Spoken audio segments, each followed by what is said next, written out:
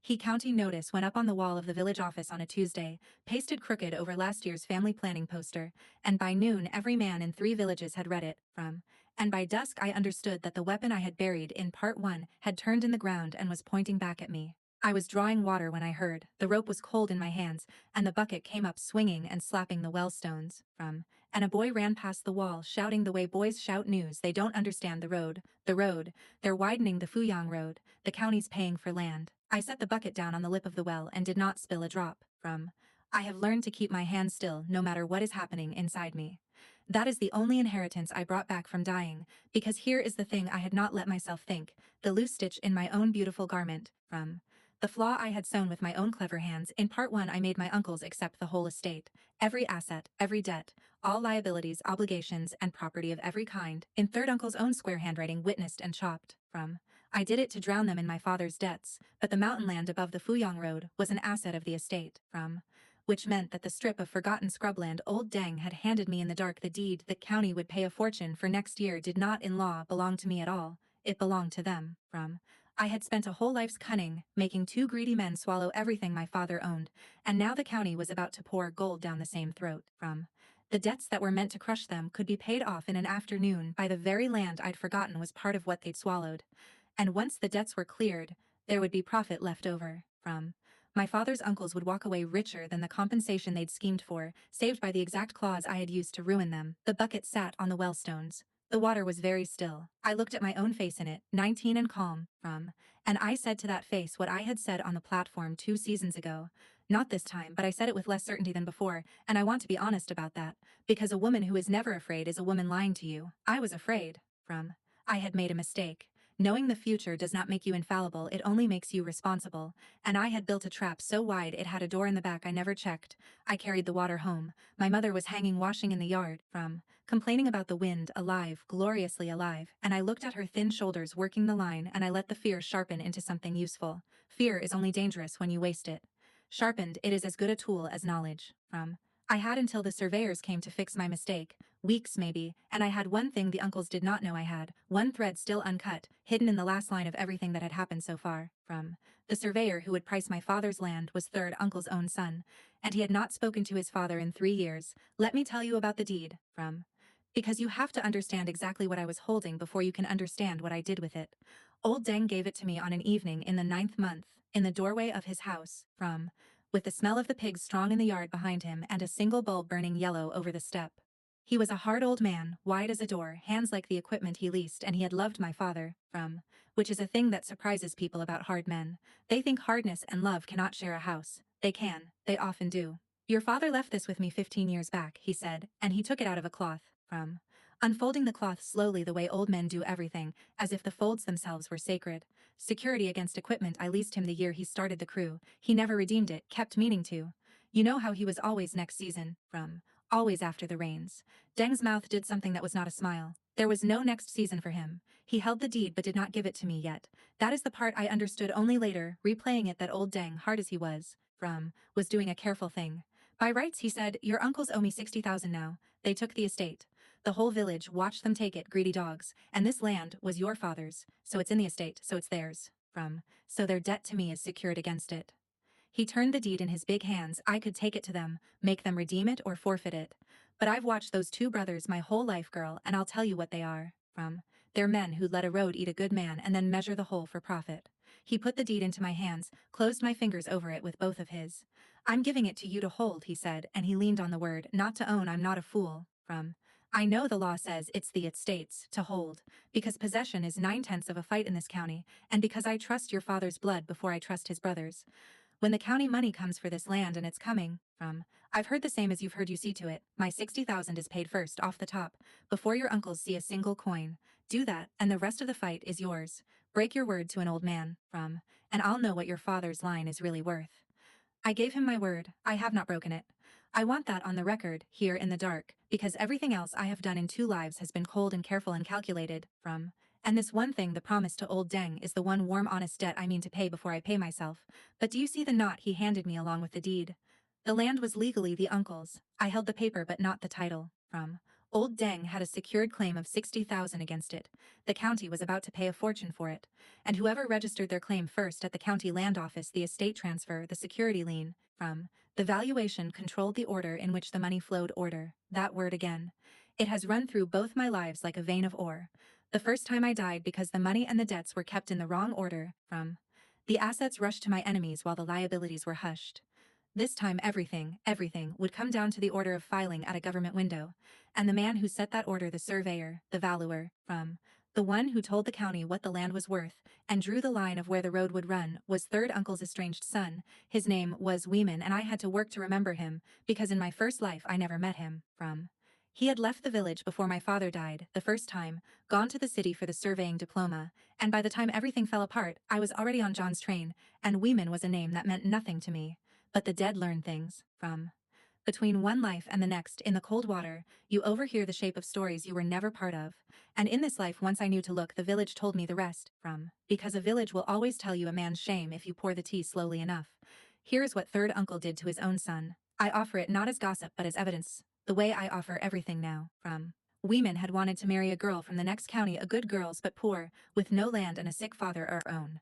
Third uncle refused, not with shouting. Third uncle never shouted, he refused with arithmetic. From he had already arranged a better match, a girl whose family owned the grain drying yard, and he had, without telling his son, taken the money Yiran had saved for his own wedding, 60,000 yuan. And yes, I noticed the number, from the numbers in my two lives, rhyme in ways that frightened me, taken that money and put it toward the deposit on the grain yard match, presenting it to the other family as though it were his own generosity.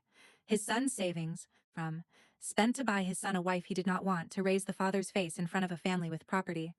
Yiran found out the way I found out everything, too late, after the money was gone and the face was bought. From he broke the engagement his father had arranged. He married the poor nurse anyway in the city, with no wedding at all because there was no money left for one, and he did not come home again.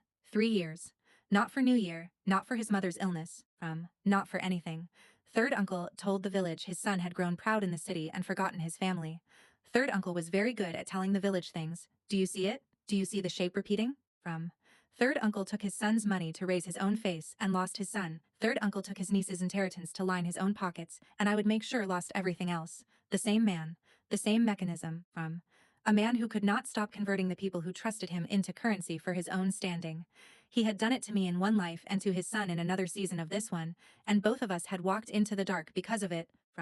And now the county was going to put the two of us, the discarded niece and the discarded son, on opposite sides of a window full of money, and expect us to fight. They had the story exactly backwards. We were not going to fight. I made the inventory the way I always make it, at night by candle, after my mother slept. The tone in me had already changed. In the yard by the well I had been afraid. By the candle I was surgical again. Fear had done its work, now it could sit down. What I had, the deed in my hand. Not title but possession, and Old Deng's sworn backing, which in this county was worth more than a chop. Old Deng's secured claim of 60,000, which sat by law, ahead of the uncle's clear ownership. A lien is a hand already on the money before the owner's hand can close. The full record of my father's remaining debts, the ones not yet paid, still hanging around the uncle's necks. The land, if it saved them, had to clear those first. Every creditor came before profit, and Yiran, a man with a wound shaped exactly like mine, holding the pen that would price the land, what the uncles had, legal ownership of the land through the estate they had swallowed. Desperation, which makes men both dangerous and stupid, no idea that the deed was in my hands. They had forgotten the land existed. They were still drowning in the visible debts, still selling motorbikes, still being chased down their lanes. The land was a lifeline they did not yet know was floating beside them.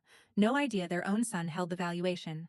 And a belief, this was the important one, the lever, a belief that Yiran was estranged from them out of pride. A proud city son, too grand for his family. They did not know he had left over 60,000 stolen yuan and a broken heart. Third uncle had told the lie so long he had come to believe it himself. He thought his son had abandoned him. He did not understand that his son had escaped him. There is a universe of difference between those two things, and I lived in that difference. What I believed the uncles believed about me, that I was the poor, pitied, defeated daughter of part one. Ruined, debt-drowned, harmless, wrapped in the village's pity like a girl in a shroud. They had stopped bringing oranges, they had stopped watching me. A man does not guard against someone he has already beaten. That last belief was the whole of my armor, and I intended to keep wearing it right up until the moment it stopped mattering. The thread was this. Two men were about to discover a fortune under a strip of land they legally owned. The fortune would flow through a government window in an order set by a valuer who hated them, encumbered by a lien held by a hard old man who despised them, evidenced by a deed in the hands of a niece they had robbed from. 3 of the 4 hands on that money belonged to people third uncle had personally wounded. The uncles thought they held the winning position because they held the title. They held the title, I held the order, and order, as both my lives had taught me, is everything. I blew out the candle. But before the dark took the room I looked, the way I always do, at my father's photograph between the 2 candle stubs on the altar, and I made him the second promise of this life, the first time you were robbed by your brothers. This time your brothers will pay every man you ever owed out of their own ruin, and think they did it to save themselves. I had to reach Wyman without either uncle knowing, and without Weeman knowing why a strange girl from his father's village was writing to him, because a man carrying a 3-year wound is a man who flinches at the family's name. If I came at him as third uncle's niece, he would burn the letter. If I came at him as an ally against his father, he would suspect a trap, and rightly, because everyone from that village who had ever offered him anything had wanted something, so I did not come at him as either. I came at him as the one thing he could not refuse, not a niece, not a schemer, a daughter.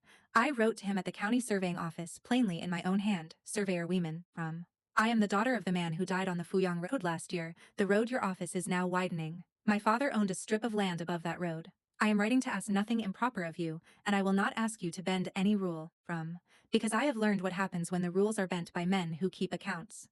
I ask only one thing that is entirely within your right, that when you value my father's land, and when you determine which claims against it are filed and in what order, you do so exactly, precisely by the law and the dates, and let no man's face or standing or loud voice move you from the correct order by a single day, that is all. Do only what is right, and the right thing will be enough. Your late uncle, my father, always paid his workers on the day he promised, even the year he had to borrow to do it. I only ask that his land be handled with the same honesty he handled everyone else's money.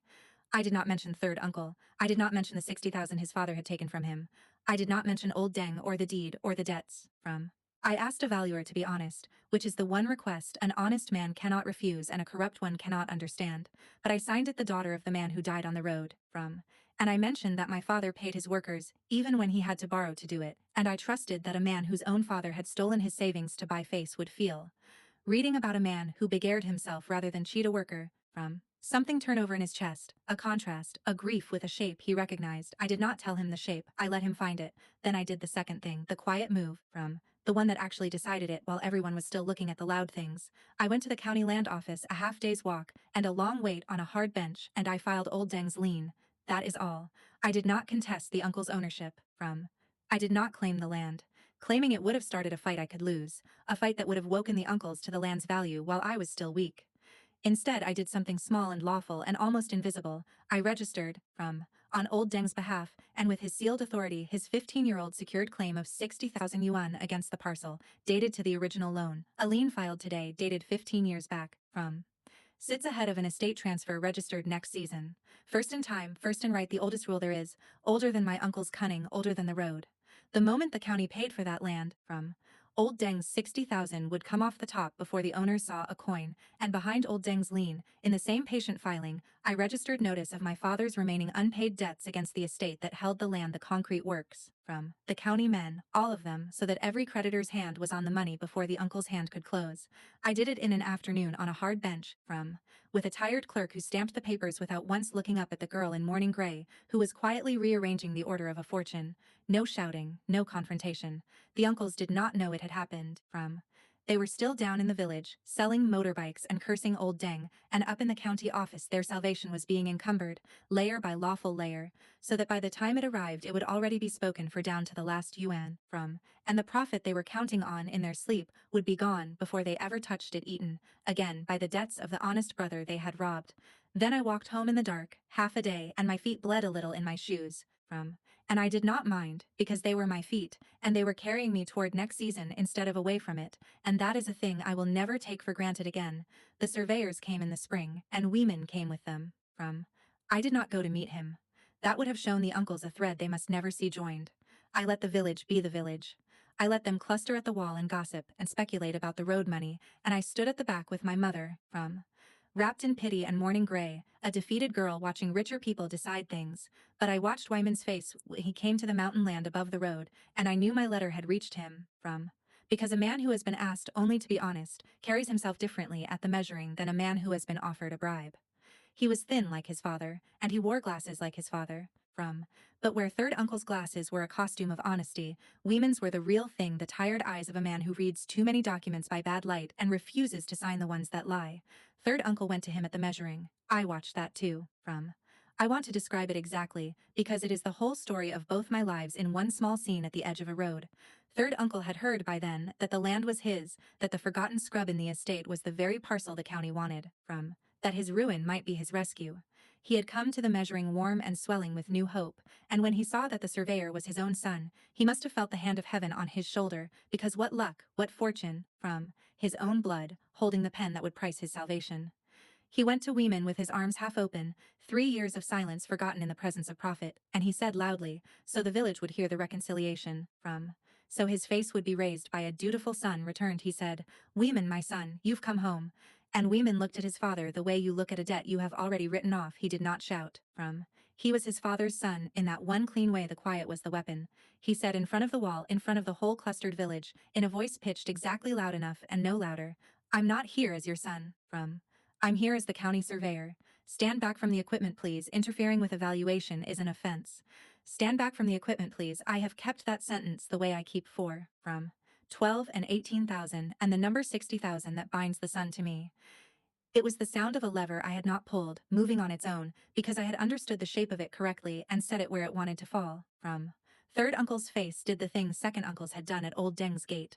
The slow collapse of a man discovering that a thing he was sure he owned, his son's obedience, his brother's inheritance, his own good name, had never been his at all, had only been lent to him by people too kind or too young to take it back, and that the loan was now all at once being called. He stepped back from the equipment, in front of everyone. A father told by his own son to stand back and obeying, because the son held the pen and the county behind the pen, and there was nothing, for once, that third uncle's careful arithmetic could do about it. Weeman measured the land honestly. He valued it high, because it was worth it, and because an honest man does not cheat the county any more than he flatters his father. My father would have valued it the same. And then he did the thing that finished it, the thing I had filed the ground for on a hard bench in the winter.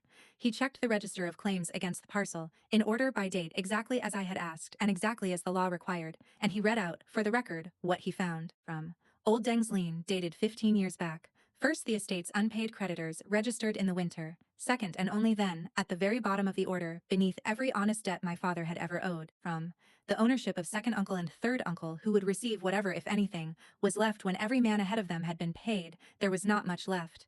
I had done that arithmetic too, by candle, months before, the land was worth a great deal, but my father had owed a great deal, and the uncles had already burned the compensation. And when you laid the whole estate out in the correct order, the order they themselves had signed for, all assets and all liabilities of every kind, the fortune under the scrubland flowed out, through 15 years of my father's honest borrowing, and came to rest, at last, in the hands of the men my father had actually owed. Old Deng got his 60,000, the concrete works got their 110, the county men got their due, every worker, every supplier, every hard patient creditor my father had lain awake over paid, in full, out of the very windfall the uncles had counted on to save themselves, and the uncles who had schemed and paid and lied and robbed a child to swallow an estate, received from that estate exactly what an honest accounting of my father's life came to.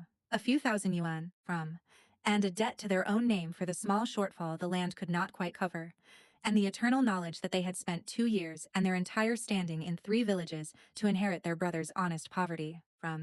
I stood at the back in my morning gray, and I did not smile. I had promised my father I would bury them cleanly, and cleanly means without a smile, because a smile is a confession, and I intend to confess to no one but you. My mother still does not know. That is a choice, and I want to explain it, because it is the one that costs me. She grieves that the family is broken. She does not understand why her husband's brothers are ruined, why the son of one of them will not speak to his father, why the village that once respected the 2 brothers now steps around them like something spilled. She thinks it is bad luck. She thinks our family is cursed, the road taking the father and the money taking the rest. Sometimes she cries about it at night, and I hold her, and I do not tell her that there is no curse, that there is only me, that I have been standing between her and every blade for 2 seasons, and will go on standing there for 40 years, and she will never know the shape of the thing I turned aside. I could tell her. It would raise me in her eyes, her clever daughter, her protector. but telling her would mean explaining how I know what I know, and there is no version of that sentence that does not frighten her, and I did not come back to frighten my mother. I came back to let her grow old complaining about the wind, let her think it luck. The safest gift is the one the receiver never learns the weight of. Women came to see me before he left, though. I did not seek him. He found the daughter of the man who paid his workers. He stood in our yard, thin and tired, turning his surveyor's cap in his hands the way old Deng had turned the cloth around the deed, and he said, "Your letter. You asked me only to be honest." He was quiet a moment. "No one has ever asked me for so little, Everyone from that village always wanted me to bend something. You were the only one who asked me to stand straight." He looked at me, and I think I cannot be sure. I am human, I am wrong about small things. I think he half understood that the little he had been asked for was also, somehow, everything, that being asked to stand straight had been the exact tool that let him finally stand up to his father in front of the whole wall. "Whatever you did," he said, and I think you did something. Thank you for making it something I could be proud of, instead of ashamed of. I gave him tea. Weak, the way his father took it, though I did not tell him that either. I set it down without a sound, and I said, my father would have valued the land the same as you did, high and honest. You measure the way he paid. That's all I wanted the road to remember about him." He drank his tea, and he left, back to the city, to the poor nurse he married with no wedding, and I do not know if I will ever see him again, and it does not matter. We were the two discarded ones, the niece and the son, and we did not fight over the money the way the county and the uncles expected. We simply stood straight, at the same time, on the same land, and let the weight of an honest man's debts fall in the correct order, and it buried the men who taught us both what it cost to be converted into someone else's face. So the land is gone to the creditors, where it should have gone the day my father died. The compensation is gone, the debts are paid, everyone, out of the uncle's ruin, which means that somewhere in the accounting of the dead my father owes no man anything, and that is worth more to me than any amount I could have kept. Second uncle has no motorbike and no warmth left to sell. Third uncle has no clients, no face, and no son. John is a shape that walked into the dark and did not come back, My mother is hanging washing in the yard, complaining about the wind, alive. I own nothing anyone envies. I have made sure of it twice now. You cannot rob a girl who owns nothing, and I have become very rich in nothing, and it is the safest fortune there is. I set my father's tea down at the altar this morning, strong the way he liked it. My hands were steady. They are always steady now. That is the one mark, 2 deaths left on me, that will never fade. The village calls me a good daughter, grieving, dutiful, poor, unlucky, the girl, the road, and the money both cheated. Let them. Pity is the softest place to hide, and I have furnished it well, and I will live in it quietly for 40 years, and let no one see the woman who arranged the order of everything from a hard bench in the winter. There is one thing I have not told you. When Weeman checked the register that day at the road, reading out the order of claims for the county record, he found one more filing beneath the uncle's ownership, the very last line. A claim I did not tell you I had made, dated the same winter afternoon I filed old Deng's lien, when the tired clerk was stamping papers without looking up. My father, 15 years ago, had not only left the deed with old Deng as security. He had left it in my name, a father's quiet arrangement, made when I was small, a strip of worthless scrub deeded to a daughter for a someday he did not live to see. Old Deng knew. That is why he trusted me to hold it. The land was in the estate, yes, tangled in the debts, encumbered, spoken for, but the underlying deed, the naked title beneath all the claims, had carried my name the whole time, waiting under 15 years of my father's honest borrowing, when every debt was paid. Old Deng's 60,000, the concrete works, the county men, all of it, cleared out of the land's high honest value. There was a remainder after all. Not much. The uncles never saw it. It never reached the bottom of the order where they waited. It stopped one line above them, at my name, The uncles think they inherited their brother's poverty. They think the land ate itself, paying his debts, and left nothing. They do not know that beneath the last paid creditor, above their own ruined ownership, one small remainder came to rest in the name my father wrote on a deed when I was a child too young to remember the pen. It is not a fortune. It is enough. Enough for a girl and her mother to leave a village that pities them, quietly, next season, and start somewhere the road cannot reach. Enough that I will never again have to make myself poor to make myself safe. I have not touched it. I am letting it sit, the way I let everything sit, in the correct order, at the correct time.